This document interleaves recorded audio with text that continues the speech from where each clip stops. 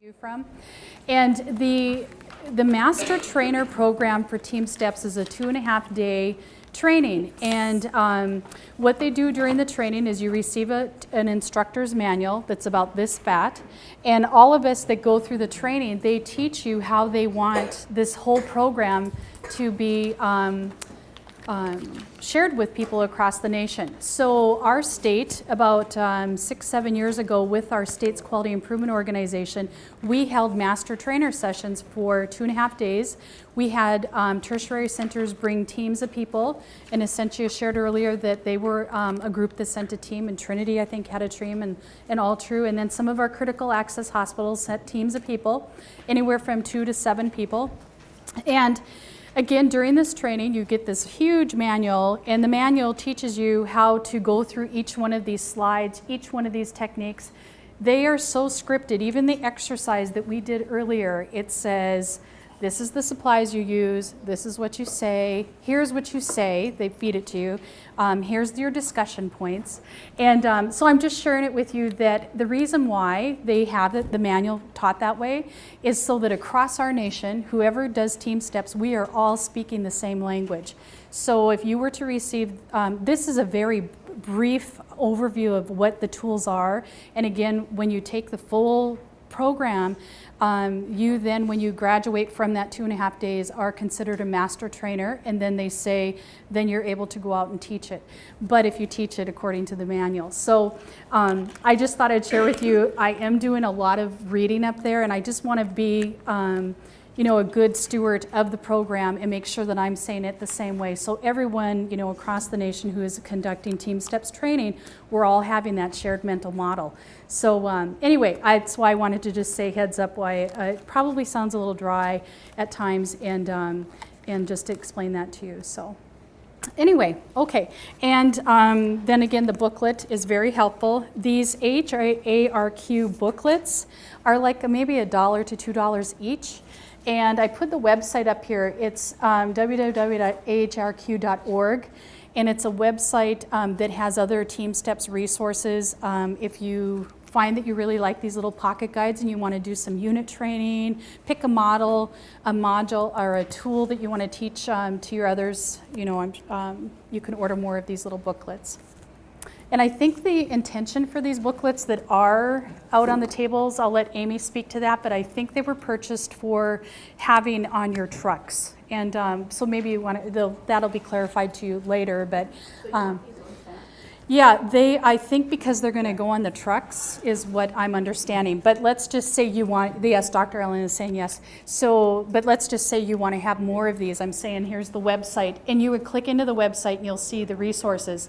Also on this website, let's say you leave here today and you think, yeah, we want to become master trainers, have some key people that we can roll this program out in our region or community.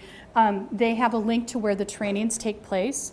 And there are, I think, 5 or 6 universities in North Dakota that stepped up for our state, or across the nation, I mean, that host these trainings. Washington State, Nebraska, U of M, and I can't remember the others. But right now, when Denise and I looked last, the training sessions are actually all booked up, and they're on a waiting list. So it's very, very popular. But anyway, okay, so on our agenda, we're down to mutual support. And the focus of this module is mutual support and the behaviors that make up this core team skill. And the objectives for this and the tool that we'll be referencing is here on page 19. And again, they keep going back to this model, this triangle. At the end of this module, about mutual support, you should be able to process what is teamwork, and it's intimately linked to the other 3 essential elements of teamwork. So again, they're just reminding you of the arrows and how they interplay within each activity. Because mutual support involves the willingness and preparedness to assist other team members during operation, it's enhanced by team leadership, given that team leaders encourage role model backup behaviors. So mutual support, again, it's all about that backup behavior. And it's derived from the situation monitoring through the ability to anticipate patient needs as well as other team members' needs with accurate knowledge of their responsibilities. So as you recall earlier, the clear assessment of the situation requires to provide team support to one another. So mutual support is also moderated by communication that influences the delivery and ultimate effectiveness of the mutual support. It really protects team members from work overload, being fixated on just one task, and ultimately we want to help reduce error. And mutual support, whoops, you know what I did? I have 2 slides that are printed the same. Never mind. Task assistance. Team members foster a climate in which it is expected that assistance will be actively sought and offered as a method for reducing the occurrence of error. So I'm now looking on page 20 of the little booklet, task assistance. And one method of providing mutual support is through task assistance. It's guided by situation monitoring because situation awareness allows team members to effectively identify the need for assistance by other team members. So to a certain degree, some of us have been conditioned to avoid asking for help. And in this module, we're saying it's okay to ask for help, ask for assistance of your other team members. And all of this is in support of patient safety. However, task assistance is expected in the team STEPPS training. What can happen when we are overwhelmed and we do not seek task assistance? Absolutely. We can have errors and death and all kinds of bad things. So we're just asking that you think about how you can build task assistance into your culture. And I wrote up here, culture is affected by behavior. So we want to exhibit constantly that we are thinking of task assistance in our areas. So feedback, I always think it's all about not so much the message, but maybe how you deliver the message. And I'm thinking that this section is really about that. It's another type of mutual support feedback. And again, it's how you deliver it. And the purpose of it is for improving your team performance. It's not to be punitive, but you want to give good team performance. And so the ability to communicate self-improvement information in a useful way is an important skill in the team improvement process, and feedback can be given by any team member at any time. It's not limited to management roles or formal evaluation mechanisms. Performance feedback benefits the team in several ways. So I think this is kind of important, that it's not limited to management. Yep? I think on this too is, that when you talk before about the debriefing, like let's say you're in a code, and then afterwards everybody's like cleaning up and like, oh God, did you see? I mean, you almost have to have a debriefing from the crap you said after the code. Absolutely, absolutely. Just, it's so detrimental, I think, because there's things that I have said that have been like, oh, you just said that out loud. Yes, absolutely. And I think with feedback too, I mean, it's a culture. Your culture is affected by your behavior. You got the one surgeon who is not buying into what all of you are saying, but you're doing your cross checks and you've got each other's back and you've got your mutual support, and there's strength in numbers. And eventually the person will either buy in or not buy in, but at least you've done what you can in the name of the patient. So the feedback, positive or negative, and it's all in the delivery of it. But feedback does foster improvement in the work performance. It meets the team's and individuals' need for growth. It promotes better working relationships, and it helps the team set goals for ongoing improvement. So we'll just talk a little bit about characteristics of effective or effective feedback. I just want to say teamwork. And anyway, we just want it to be timely. If you give feedback and it's weeks later, it's not the cause and the effect. You always want it to be respectful. You want to be very specific. I always think with feedback that you want to speak to what it is, the event, and not make it people focused, but it's whatever it is, what it is, and so just be specific, be respectful, and be always directed towards improvement. So advocating for the patient and asserting your viewpoint are both important aspects of engaging in mutual support. However, even when used correctly, these techniques may lead to conflict. So again, it's the delivery of your message. Conflict resolution is a skill team members need to deal with interactions that reflect both system and patient care problems that tend to pull them apart. So we'll talk about some conflict resolution. So advocacy, assertion, and conflict resolutions. And you might be seeing the theme of the penguins. That's just, I don't know, Coulter, I'm trying to think the name of who wrote the team. There's like a something about icebergs, and Cotter, I think is his name, and his little theme in this little character book is all penguins. So Team STEP has all these little penguins in there. Anyway, on page 22 of the little booklet I'm on is the advocacy and assertion. And so the interventions that are invoked when a team member's viewpoint does not coincide with that of a decision maker. So in advocating for a patient and in asserting corrective action, the team member has an opportunity to correct errors or loss of situation of awareness.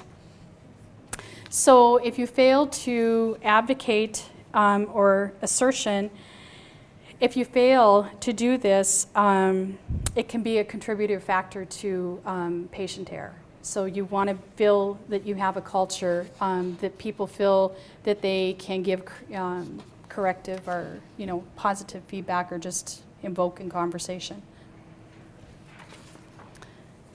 So information conflict involves differing views, ideas, and opinions. It could be a disagreement about the content of a decision. And so the information that we have is on page 23 here, called the 2-challenge rule. So anytime that you're thinking about, so I guess the tool itself, I'll give you a little history, was developed by human factor experts, and there you have the resource again. And it helped the airline captains prevent disasters caused when otherwise excellent decision makers experience momentary lapses in judgment. So again, it's that cross-check, and it's the airlines, and they're doing that 2-challenge rule. They're saying something, and then somebody else is repeating it back. So in the clinical environment, team members should challenge colleagues if requesting clarification and confirmation does not alleviate the concern regarding potential harm to a patient. So it's important to voice your concern under the 2-challenge rule at least 2 times. So here's kind of how it goes. The 2-challenge rule, you've done at least 2 attempts, may come from the same person, or it can come from two different people. So you're in a situation, and Margot's going to state her concern. And we kind of wait to see if our leader, if anything changes, and it doesn't. So you're another team member. Either Margot can then speak up again, or me as a team member, because we have the same shared mental model, I'm going to say the same concern. So we have the 2-challenge rule. At least say what your concern is at least 2 times. So the second challenge should provide some support for the first concern. And remember, this is about advocating for the patient. The 2-challenge tactic ensures that an expressed concern has been heard, understood, and acknowledged. So this is where I said I would teach you how to cuss. And this little acronym stands for I'm concerned, I am uncomfortable of a situation, and this may be a safety concern. So I'll show you a little vignette of what this would look like in action. Dr. Dean, I'm concerned about Ms. Keynes. I'm uncomfortable watching these late decelerations, the baby's heart rate's in the 60s. I mean, I just don't think it's safe to continue labor. So did you hear it? Should I play it again, or did you pick out all the pieces? Did you get it? I'm not comfortable in patient safety. Yeah, let's see. I'm going to do it one more I'm time. concerned about Ms. Keynes. I'm uncomfortable watching these late decelerations, the baby's heart rate's in the 60s. I mean, I just don't think it's safe to continue labor. Safety was the third. I like how you even got the doc to give her that Really? Look. I know. Yeah, really. This is what I'm saying, but you're going to have that shared mental model because of team steps by your other team members, and so you're right. So using this technique provides another framework for conflict resolution. You're advocating and providing mutual support of the situation, and some signals, some key words could be. Can you not hear? Are you good? Okay. Like danger, using the words like danger, warning, caution are common, some common verbiage in a healthcare environment. So several other signal phrases that you could use would be like, I need clarity. They have a similar effect in verbal communication when they are spoken. All team members will understand clearly not only the issue, but also the magnitude of the issue. So basically, for the CUS technique, you want to state your concern, then state why you're uncomfortable, and then you kind of wait, and if the conflict is not resolved, you state that there's a safety issue, or it's all kind of all happening very timely, and then you discuss what your safety issue is or your concern, and just so that you keep up, I guess, with it, that that the safety issue has been acknowledged. That doesn't work. That's when the actual cussing comes into play. That's right. That's when you actually start to cuss. Yeah, exactly.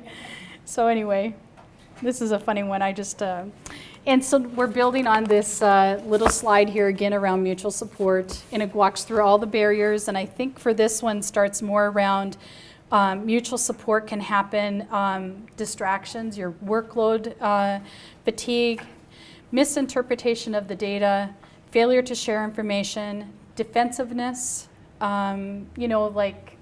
maybe that defensive person doesn't hear the two-challenge rule, right? They don't hear the challenge the first time because they're being defensive, but then either, again, you're the one who's going to speak up the second time, or on your team, you'll have somebody else to have your back, and they'll speak up then the second time.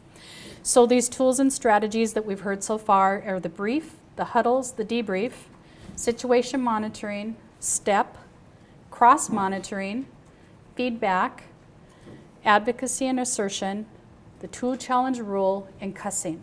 So at the very end, we're going to give you a couple scenarios, and we'll have you practice some of these techniques. So that's why I keep repeating them, and we're building on all of this. So just to review the teamwork actions, you offer task assistance as needed. You provide timely and constructive feedback. You want to be assertive. You want to be advocating for your patient. And again, the two-challenge rule, and don't forget to cuss. So we are now entering the communication module, which will learn some more techniques.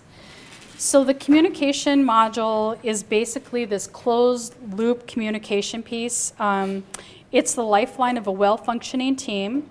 And this final module provides strategies and tools to improve the effectiveness of communication.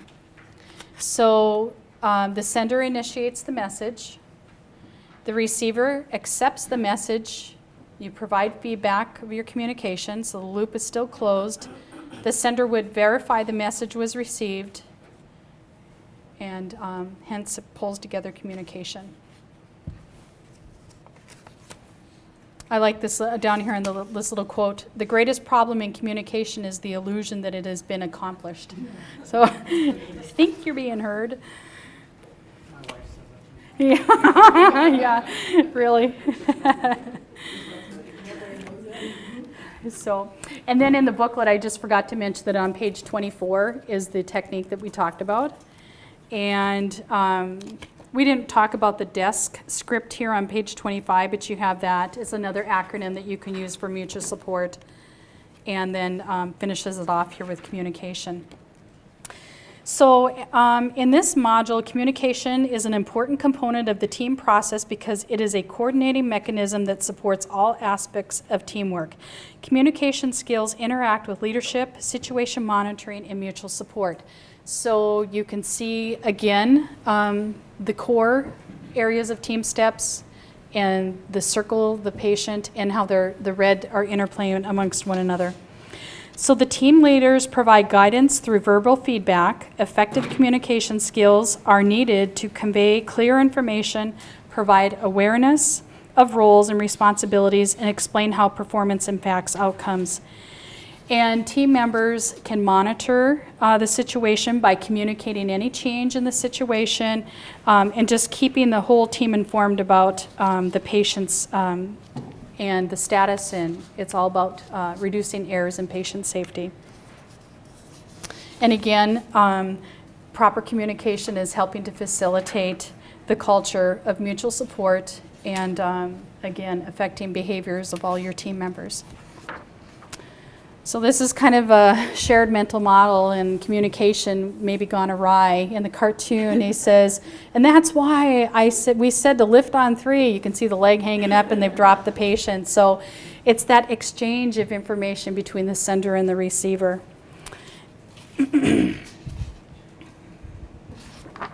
Standards of effective communication. So again, you want it to be complete, brief, clear, and timely. And this slide basically explains about what do we mean by each one of these competencies. And to be complete, you want to be able to give all relevant information that's needed. So you don't want to you want to avoid a bunch of unnecessary detail, just be to the point. And leave enough time for questions from whoever your receiver is, whether it be the patient or family member. You want to be clear.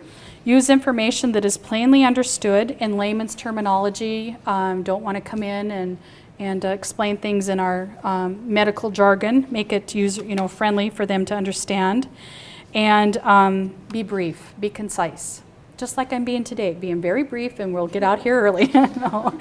So, and timely. You want to be dependable. You want to give, again, effective communication. You want to be timely about your communication and avoid delays in relaying information that could affect the patient.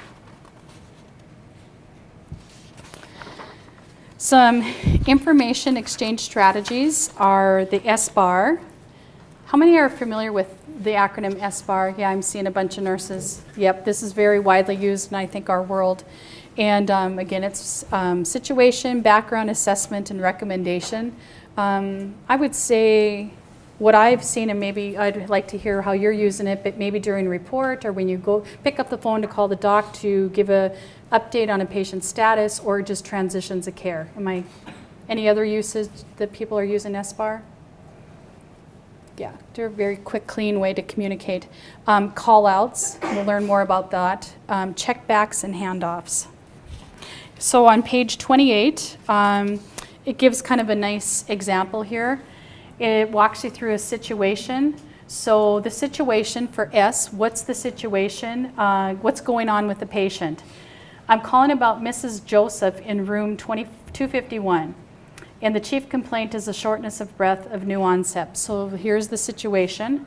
The background, what is the clinical background of the context? And they give a 62-year-old patient and all the clinical background. The assessment, what do you think the problem is? So you're offering your assessment. And then what do you recommend is the one on this side of the fence that you've done your assessment. What are you recommending to who you're communicating with? Who's the receiver of your information? So nice tool with that. And below that in the booklet on page 29 is a call out. And I think I just talked through the SBAR. So the call out is a strategy used to communicate important or critical information. And you might see this more so in codes, your emergent stuff that's happening in your world. Again, here on page 29, it's a tactic used to communicate critical information during an emergent event. The critical information helps the team anticipate and prepare for vital next steps in the patient's care. It also benefits a recorder who's present during the code or emergent event. And one important aspect of call-out is directing information to a specific individual. So there, when we talked about defining your team roles in your team, people have clear roles, and I would think in your situations, within a structured environment, the roles are defined. But sometimes you may have a situation where you're meeting other professionals maybe at the same time in a different, maybe a handoff by air flight or something, or you're doing, right? And so you don't really know, meeting those people, those other people, what their defined roles are. So, and if anyway, you want to, I guess, very quickly establish the leader and know who you're communicating directly with. So for example, during the code, what information do you want called out? For example, like number of compressions, time to switch, right, for CPR. We'd call that out. Maybe some drug dosages, your EPIs, you're hollering that out. And maybe clear for shocking.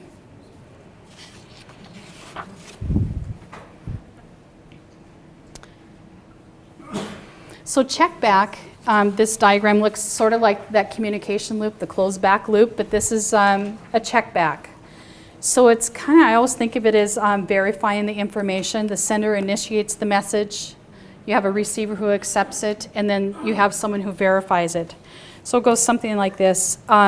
So the communication strategy is used to verify and validate information, exchanged information.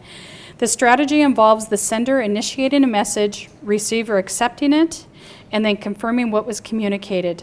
Typically, information is called out anticipating a response on any order which must be checked back. So a call out, Dr. Smith, the blood pressure is falling, 80/48, down from 90/60.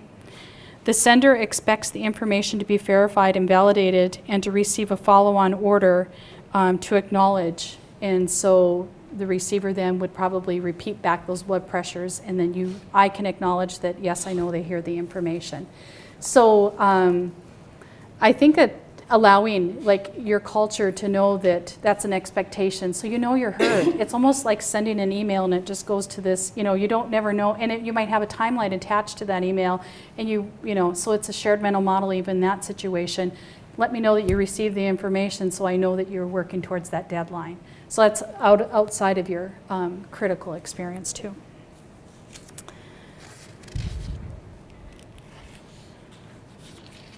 And I think I took the little vignette out of that. Oh no, maybe I did. I see Rollum here, so I didn't. Lucky you get to see another video.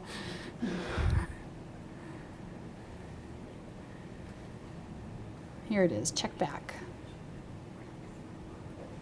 1 gram of calcium gluconate diluted in 100 milliliters of normal saline IV for an hour. To confirm that 1 gram calcium gluconate diluted in 100 milliliters of normal saline IV over an hour? Correct. So I'm going to play this one more time. Can you help identify who the sender and receiver are? Or maybe you caught it the first time, but sometimes the sound doesn't start right away on these, so I'll do it one more 1 gram time. of calcium gluconate diluted in 100 milliliters of normal saline IV for an hour. To confirm that 1 gram calcium gluconate diluted in 100 milliliters of normal saline IV over an hour? Correct. Yep, pharmacist was the sender, and then she was the receiver, and then she did the check back by saying correct, or he said correct. So they closed the communication loop. And again, a lot of this stuff we're doing in our everyday, but it's just really kind of, I think it's interesting to look back in our situations, and now we can think, you're starting to build that, develop those shared mental models of putting a name to some of those techniques that you're already using. And I think that gives you strength that when you do go back into your areas that, you can help share that thought process with your other coworkers and all be speaking the same language. So handoffs optimize information, responsibility, and accountability. A proper handoff includes the components listed on this slide.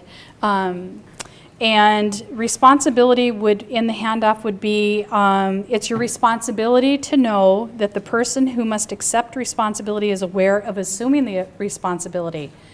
So you're handing off a patient, and you're the handoff person. You want to be sure that you know that when you're handing off the patient, those folks on the other end know that it's their responsibility. Like you want to know, you want to know that they know that the patient isn't just going to sit.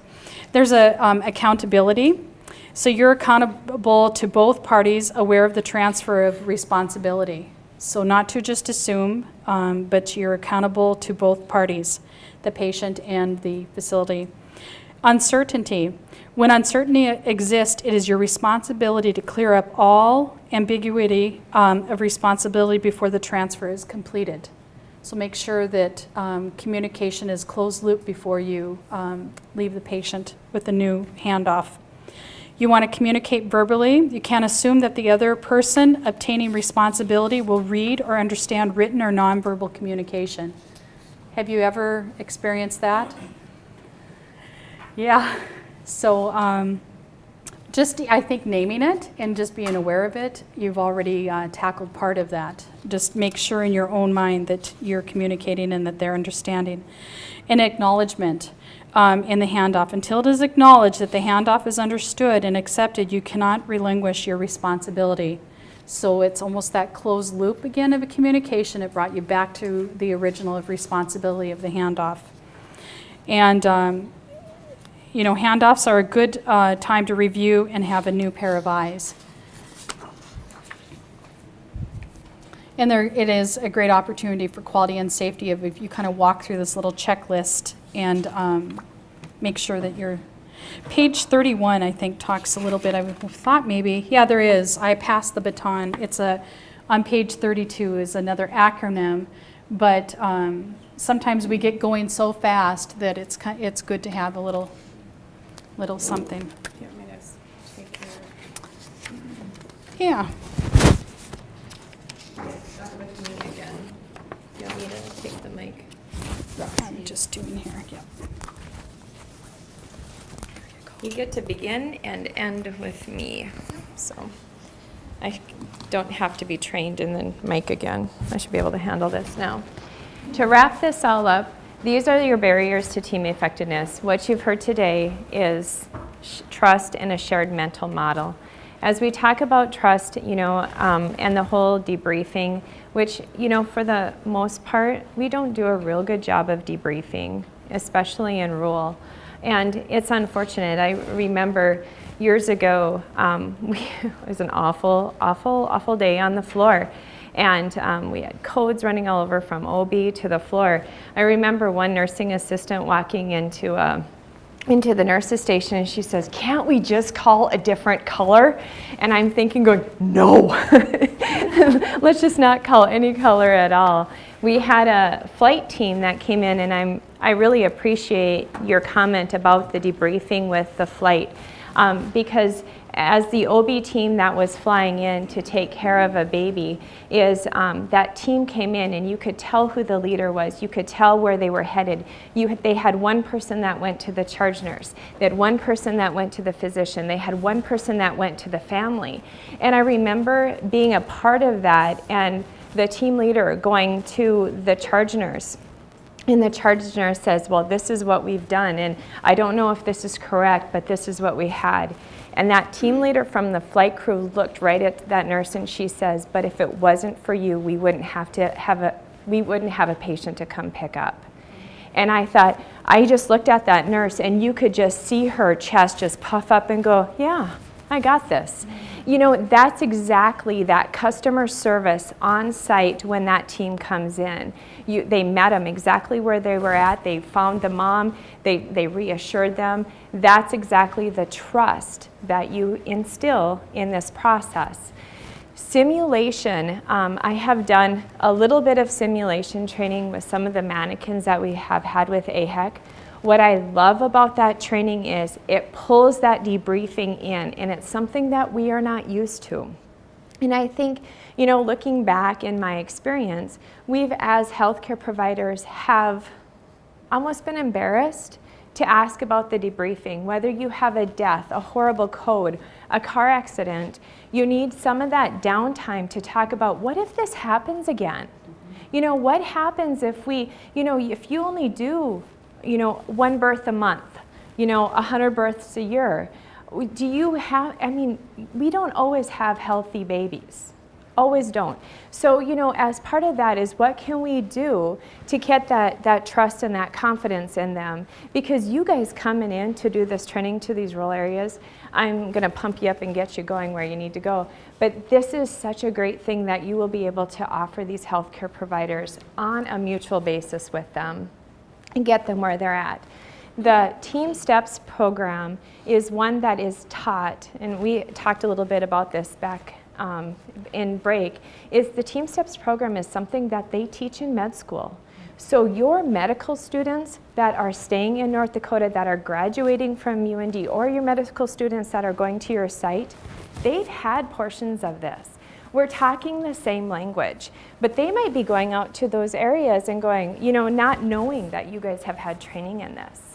This is the collaboration that we're creating. And this is exactly, we're already talking the same language. You know, we just have to talk louder is what we have to do. So when we look at these, you know, this has a lot more words on it than when we started with. So these are the outcomes that we want to make. We're talking about even EMS personnel in the back here earlier. And we talked about, you know, when we are going to get patients, is our competition with our healthcare models, is it? But when and there might be between some EMS services, there might be between some hospitals. But in a situation where you really need to have that communication, the patient's your number one. Making sure that we provide good care and get them to where we need to be is very, very important. I have my mom, about 3 years ago, she had been diagnosed with Guillain-Barré. And I don't know if you guys know what that is. It's an autonomic nerve condition. My mom, unfortunately, did not have it affect her legs. It first and foremost affected her lungs. She spent 6.5 months on a ventilator. And I had always said, as a healthcare provider, being on that other side of the bed, I should have wrote a book on it. It's interesting how that trust changes because you don't know who you can talk to, what you can do. Because I left my rural world where my mom's doctor knew who I was, to the big city where I didn't know where she was headed. You know, and just when I thought it couldn't get any worse, I only have one brother. At the time, my sister-in-law was pregnant, and the baby was born 5 months into this whole process with a huge hole in her heart. And she ended up getting shipped to Minneapolis for 3 months. And so having that process is definitely, when you can view that model and how you trust individuals and how you communicate, and the fears that you have not only with your healthcare providers but with families, and how your communication comes across. Okay? Teamwork actions: communicate with your team members in a brief, clear, and timely format. You know, this is a great thing also when you guys are communicating as a team. Be careful of who's around you.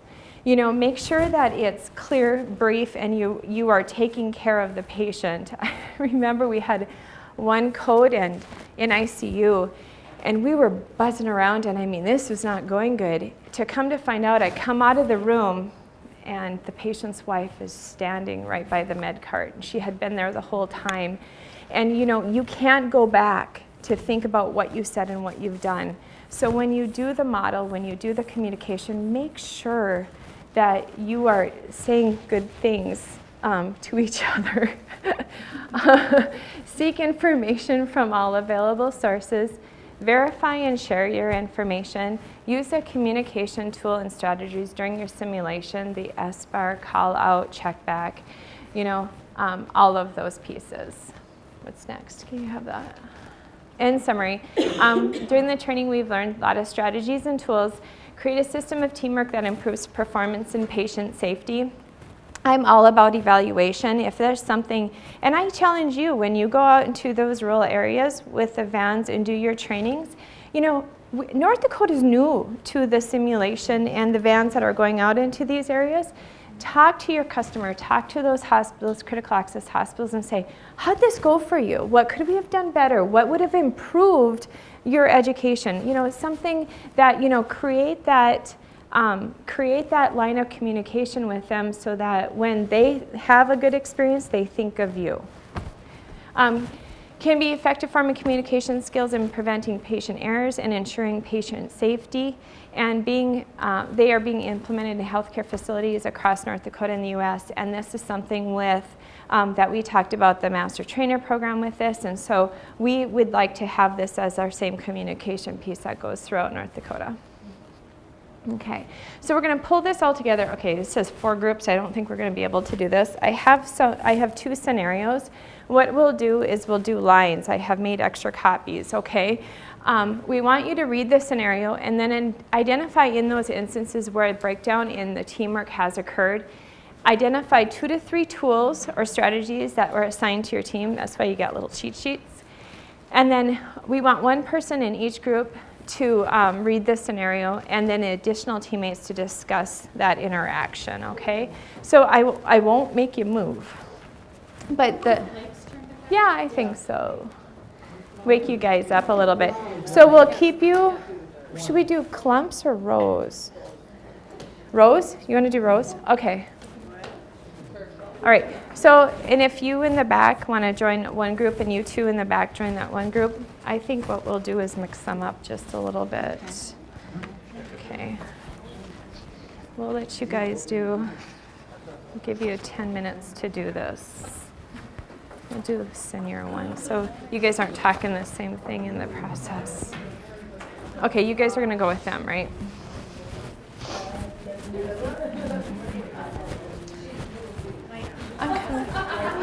No. I'm going to split you guys up over here. Yep.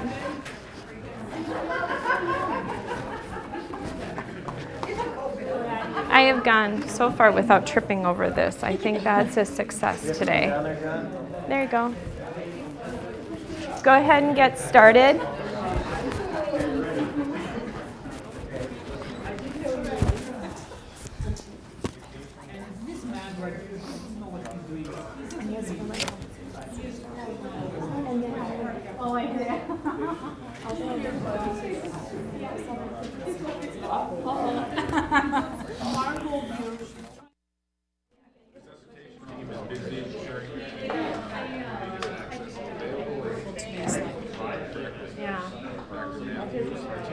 We know for next time. Yeah.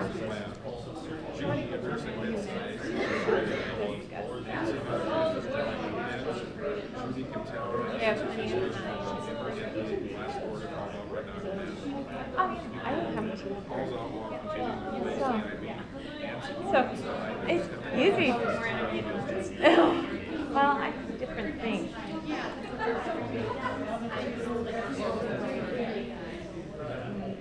It always just makes me think of things. I probably told too many stories.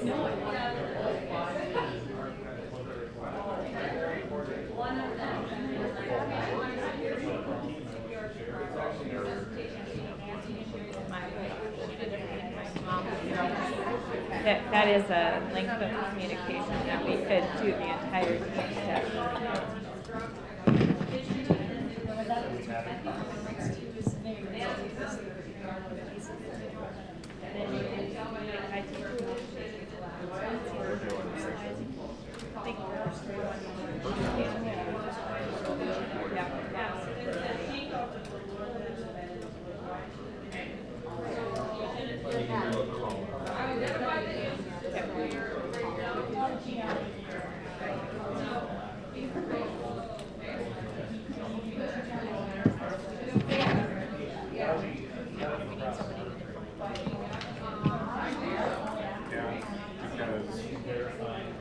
Because Judy called she got noticed that she wasn't sure what she was going to do. Judy was passing out the quarters.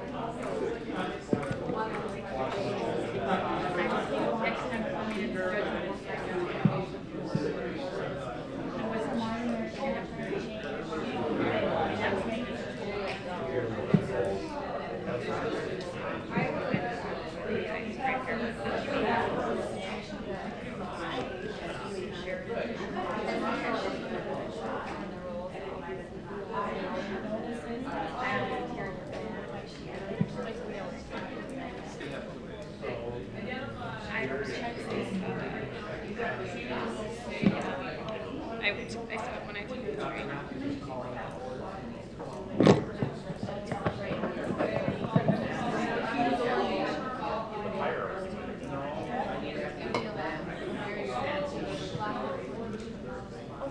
Half an hour.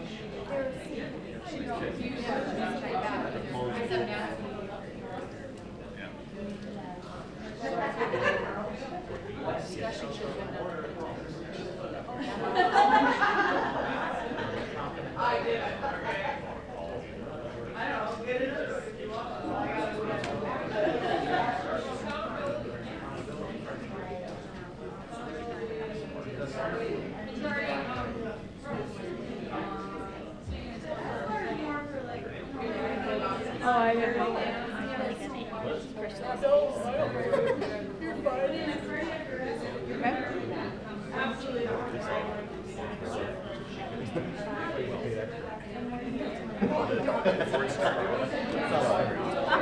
At least that's when I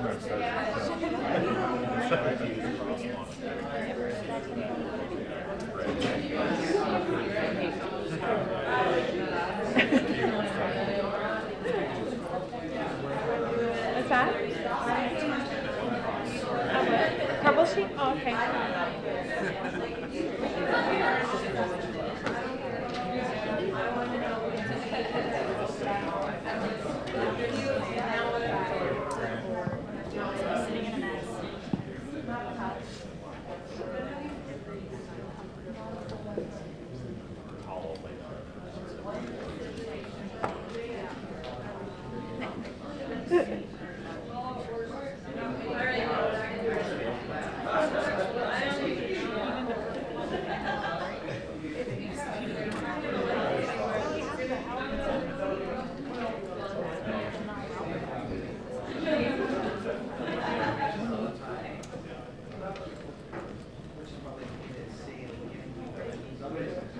Okay, and as you're discussing your scenarios, we're going to role play the resolution.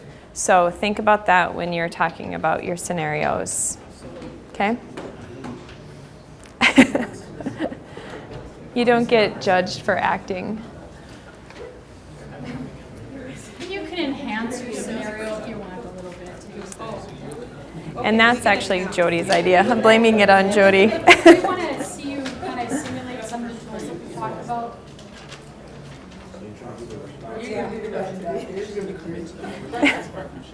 We'll make you come up and do it. Just the resolution. Yeah.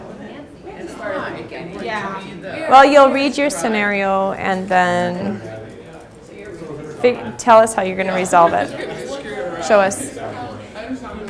I'm blaming that on Jody because I don't like to role play. It's kind of our check back that I know you know, so you learn.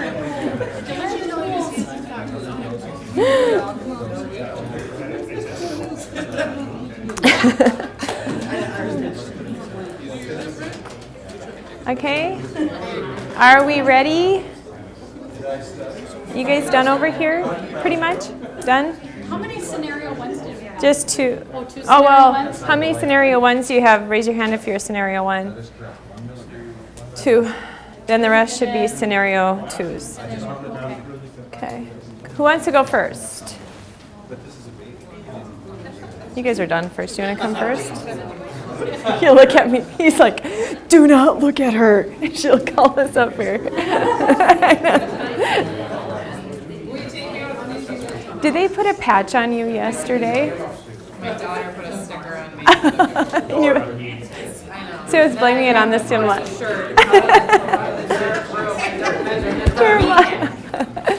I thought it was a lead. All right, want to come on? It's her fentanyl. Fentanyl patch. You guys want to, do you want to do it from there or do you want to come up here? Why don't you guys come up here? They're going to video you and it'll all be good. Can you get them from my patch? Yeah? Oh, yeah, it's got me. Okay, All right. go ahead. Whatever you're comfortable with. Or just even. That's what you get when you get done early. Right there. Hold the side so the camera can see you. Yeah.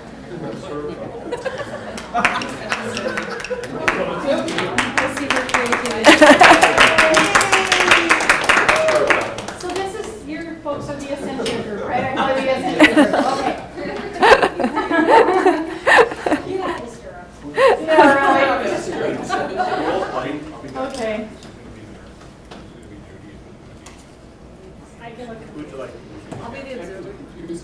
Can you guys, can you hear? Why don't you read the scenario the first time? Yeah. Do you see how she quickly took that away from him? Very assertive.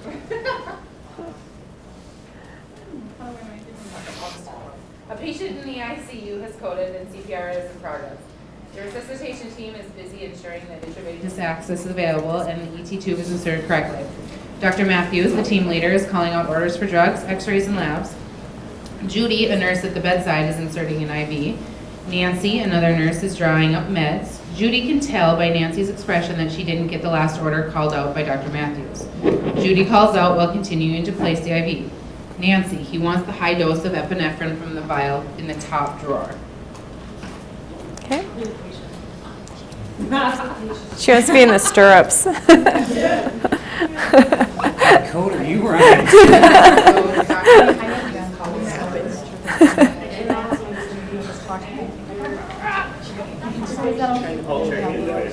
Okay, team, I need a chest x-ray, please, to reconfirm ET tube placement. I need a dose of high-dose epi, please, given to this patient. X-ray to confirm ET tube placement. Correct, thank you. I will place the IV. I'll get the meds.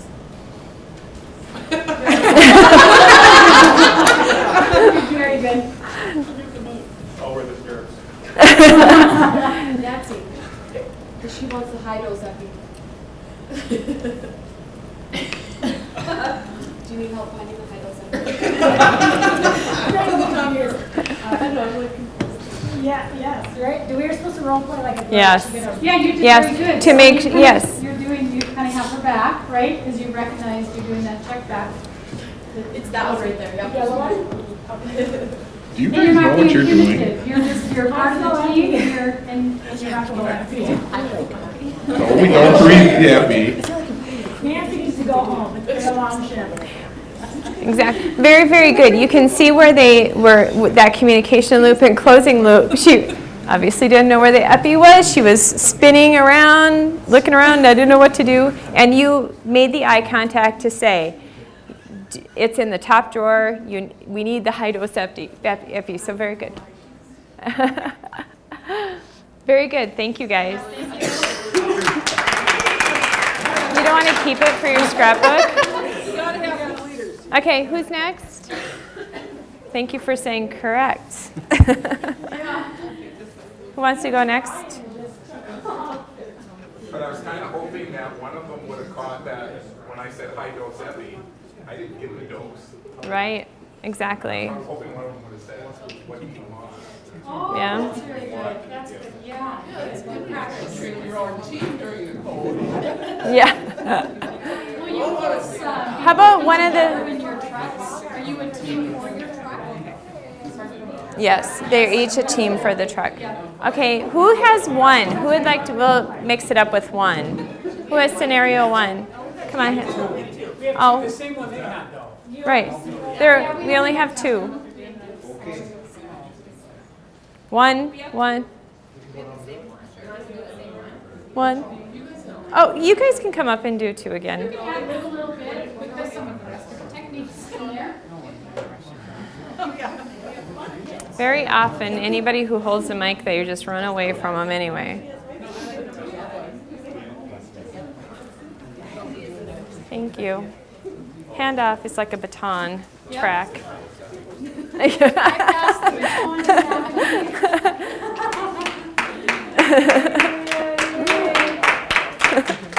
See what happens when you're last. The stirrups are a big hit. Yeah. Can you say what groups you're from too? Because are you all from one place again or two? St. Alexis, two from St. Alexis. Two from Altru. Okay, so Altru and St. Alexis. That's great.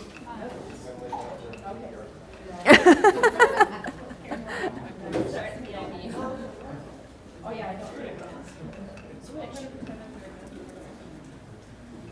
Go ahead. Well, read the scenario first. Yeah? Is it the same one? Okay, nope, you don't have to read the scenario then. So I guess I being Dr. Matthews in charge of this situation here. I would like, who's doing the IV meds?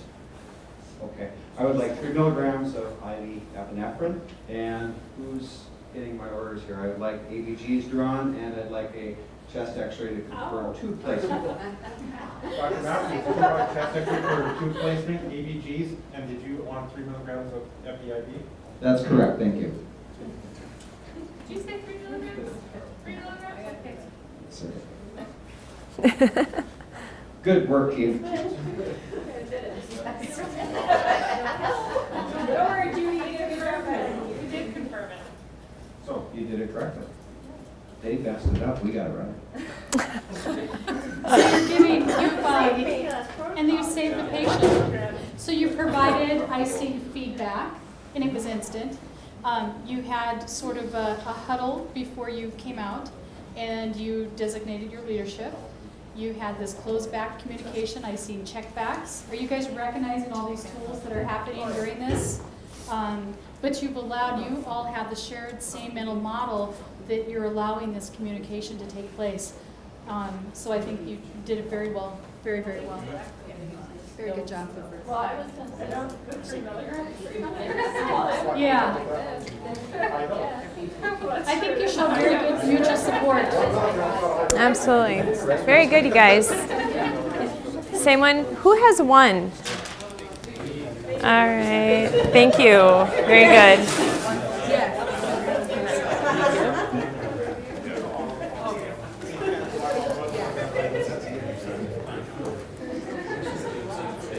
Have you guys had like the SIMND training in the rooms? So some of it. So as you, in the next few weeks or continuing on the rest of this week in your next training, you know, think about these strategies and how you communicate, because the simulation that they're doing, that you're getting trained in with these simulators, you know, they're wearing earpieces, they have, you know, simulation rooms that they can talk and have these strategies and continue to do that as part of your training, because it'll be much easier when you get out there.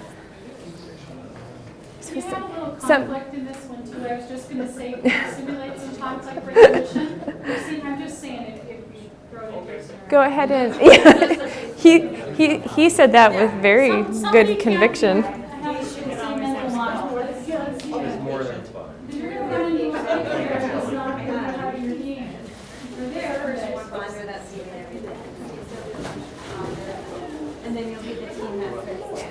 Did you see his face when you said, can we have some conflict? Okay. Okay, yeah, exactly. This is easy. Is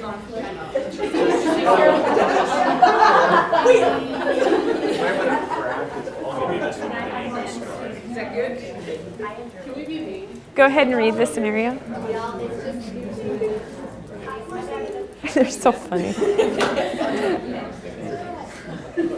All right, 5 EMS persons are participating in a cardiac arrest simulation. The first responder states the orders, assesses pulses, circulation, and vital signs. She calls the code, floors the head of the bed, and then initiates chest compressions. As the rest of the team enters the room, the person designated as the angry scribe, Missy, recognizes that the backboard is not under the mannequin. The angry scribe.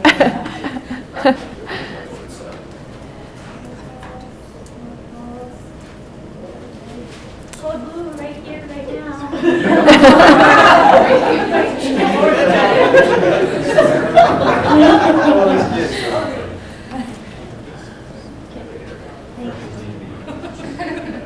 So I'll be the scribe, and Stacy will start chest compressions. What do we have for an airway? We're the 5 EMS people.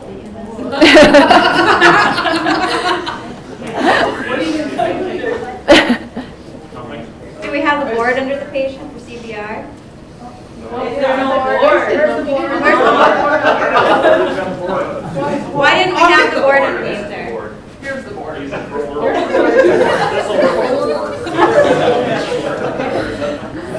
the board in place? Team, is the board in place? Board is place. Oh, we put a pillow there. So I'm not feeling the We put a pillow there. Are you in the right spot? Why wasn't the board in place when we started? Yeah, I was doing everything else. Are you in the right spot? This is conflict. What's that? That's the end of the scene, That's right? good. Now have a little debrief because, you know, you had some conflict. So who's your leader? And My can you, favorite. what do you think about this? That's not a board, it's a pillow. Oh, I did. You did what we asked you to do, create conflict. Absolutely. And you can, and this is probably a little extreme, but you can, you know, create a lot of conflict where just somebody makes a comment and it's very frustrating because you're trying to get a job done. And so would you typically debrief after something like this? Maybe if you did have a snafu with the backboard, would you guys pull together afterwards? Kind of pull back? Not with the comment, but I mean, Okay, but then, I think it's pretty funny. You do, yeah. Like right afterwards you can. Okay. She's still so mad that I said, hey, this is your first code, you know what I mean? So then I would recommend the little booklet and those checklists. Make sure that if you're having a hard time and you've really got a high emotion, stay to some of those checkpoints so that you can keep it to what the issue is instead of bringing in outside emotions. It just kind of, you know. I think a lot of times in the hospital, there's not, I never had a debriefing in the time and we just moved on. But it would have been beneficial at some point to debrief, so this. Yeah. I think if there are debriefings, they're usually a day or two later, and they're much more Formalized. Formalized, Yeah. and there has to be something bigger Yeah. than missing a backboard. I mean, Yeah, it's usually yeah, a big right. situation. Oh, okay. But they're usually almost, at least a few days to a week So later. what my message to you would be is this doesn't always have to be. When we come back, like, well, it isn't to that critical incident stress management that comes in and gives you the. It is, but let's just say, I mean, your team consists of a couple people or 3 people. What we're saying is these tools aren't meant for the extremely formalized situation. This is where your team members have the same shared mental model. If there really is like a really red flag of an error, I can see you're formal. But if it's just something like there was a few snafus during it that isn't this huge, you know, the sky is falling, that's where you're just going to debrief amongst one another. Well, and what have we done better? And especially, After a code like that, you're looking for acceptance. You are looking for acceptance. So stay to the checklist so you don't get so personal about it. and do remember that emotions do run high in those situations. And if you are offended or if somebody, I used to work with a nurse that when there was like a stressful time, like saline bottles would all of a sudden start, you know, flying. And that's hard for me to work in that environment. And I just went up to her after that event and I'm saying, you know, I know you're excited, but you can't do that anymore. It gets me, you know, you never know when you're going to have to duck a saline bottle that's going to come. I mean, they're little, but still, you know, there's no reason for some of that. And to create a trusted environment, to be able to go to them and say, you know, I didn't really like how that went. I wish I would have done this, you know, and open that communication. So it doesn't need to be with a group, but it can be with, you know, individuals. Mm-hmm. Not accusatory, you know. Don't throw more saline bottles, you know. So, okay. So let's say during that scenario, and things aren't, you know, you're going to want to cuss because you're concerned about something that's happened, and so you're going to state your concern. Did somebody state a concern about something? Maybe it was the backboard, the pillow, or whatever. And you know, and so don't forget that one too. And that it could have been a safety issue. Yeah. Compression's not effective. So anyway, okay. Absolutely. Very good, you guys. Thanks for the conflict. Thank you. Who would like to go next? Yeah, what's that? Do you want to cuss? We're the only ones. Okay. We're the only ones. I got to take it. All right. And this is, you guys are all mine up, right? Yeah. Okay, why not? Okay. You guys want to do it over here? Or you want to... Standing in the corner so nobody gets the mic. I know, I'm like, get him over here. This is the same scenario that was done first with the ICU and CPR progress. Where's my gloves? you guys are funny. Okay, we'll do like a little penguin. Roll them. Roll them. No, well, do you want me to read this thing? Yeah, it's fine. It's funny. Okay, so for us, we're kind of doing the scenario like what seems to happen with different communication errors. So instead of it just being a communication error, well, you'll see the different types. Yeah. So I'm actually just going to read this normal. And then we'll do that. So it's a patient in ICU, coded, CPR is in progress, IV access is available, easy to use. Somebody get help in here. Very well. She's not breathing. She has I'll no start. pulse. I'll start an IV. What? Oh, Okay, good. I can't get an IV. Anyone here? I was sleeping. Someone push the button, the alarm. If you can't get an IV, try an IO. Is she alive? Does she have a pulse? She has no pressure. What is wrong with you? Have a brain tumor. She's on the CPR. I will start. Jesus, where am I? 100 and deep. I don't know. Just push on the chest. Have you ever done CPR before? Stupid. Did you get an IV? I got an IO. What the heck's an IO? Fine, give 10 milligrams epinephrine right now. Push it. Doctor, push it. Yeah, I think that. Did I say 10 milligrams? Push it. Yeah. I'm going to start with 1 milligram. 10 milligrams is too much. I consider error. Fine, give the 1 milligram then. That's fine. Don't give CPR though, maybe. Do you want me to do it? Just go for 10 years. I have to do CPR on every patient. Listen, you guys keep going, okay? I'm going to go to sleep. Whoever got isn't doing anything. Any other words? I think we should stay here. Maybe we should do, what do you guys think? You think maybe a chest X-ray would be good? We'll get an X-ray to make sure the tube is in right. I think it's been 3 minutes since I've been. Okay, maybe let's give something else. Maybe some lidocaine. Let's do lidocaine. 1 milligram. Lidocaine was in the old ACLS. What do you want now? Mr. Fairman. I didn't know so much. What do you want? Oh, another dose of epi. We just gave the epi. Oh, you can give it every 3 to 5 minutes. Don't we want something for the heart? It's dead. Sure to attack heart, don't you agree? We should shock it. Then let's juice her. She's BRP, dead right there. Let's just do it. Stop her in 5 minutes. DRT dead right. We need to stabilize the rhythm. Amiodarone? I think it's called amiodarone. I know because I haven't practiced the word. 1 milligram IV, okay? Just the drip. You don't want a bolus. Yes, maybe the bolus first is good. That's good. What else should we do? Maybe some labs would be good, right? Let's get the lactate, maybe some ABGs or something, you know? Are you still breathing for her? Yeah, that would be good. She's a blue. She's a blue. What's her pressure? Is her pressure good? You guys did great. I'm gonna go get some coffee. Yay! Very, very good. And we didn't even ask them to create conflict. Absolutely. My favorite was when he said, I'm gonna go take a nap, and what is your name? Tamara looks at him and says, I think you need to stay here. You know, how many times have we been in that situation where it's like, you know, don't leave me because there's security in numbers? So absolutely, very good job, very good job.